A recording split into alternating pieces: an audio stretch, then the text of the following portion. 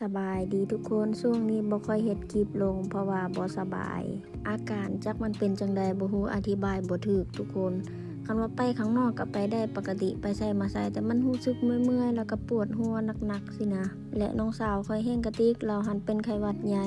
ทั้งน้ำมูกไหลทั้งมีไข้นอนกลางคืนก็เหงื่อออกจนเปียกเบิดเสื้อผ้าแต่ก็ยังหนาวค่อยก็บ่เข้าใจว่าเราเป็นอีหยังน่าจะเป็นไข้หวัดใหญ่แต่เราก็บ่เคยหยุดงานเราไปเฮ็ดงานซุมื้อเป็นตาอีตนน้องค่อยเด้เนาะแต่เฮ็ดจังไดได้ช่วงนี้อากาศแปรปรวนแฮงอย่าลืมดูแลตัวเองเด้อทุกคนและมื้อนี้ค่อยก็บ่ได้เฮ็ดกับข้าว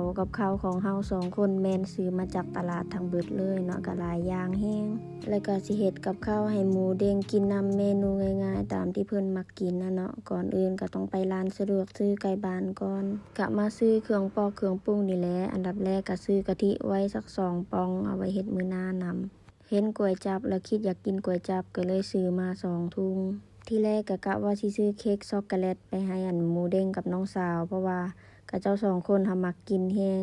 แต่ว่า 10 โมงแล้วก็จะบ่มีขายน่าสิเก็บเบิดแล้วเนาะก็เลยมาซื้อนมอันนี้เอาไว้ไปเฮ็ดของหวานและค่อยก็ซื้อน้ำดื่มนำเพราะว่าน้ำดื่มค่อยสิเบิดแล้วหรือว่าน้ำเปล่านั่นเองและมื้อนี้เฮากระจายไปทั้งเบิดแม่น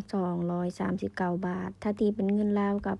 บ่แน่ใจบ่ฮู้คือกันเนาะและพอกลับฮอดบ้านก็ลงมือเฮ็ดกับข้าวให้อายเพิ่นหลังจากเฮ็ดกับข้าวแล้วก็ไปรับน้องสาว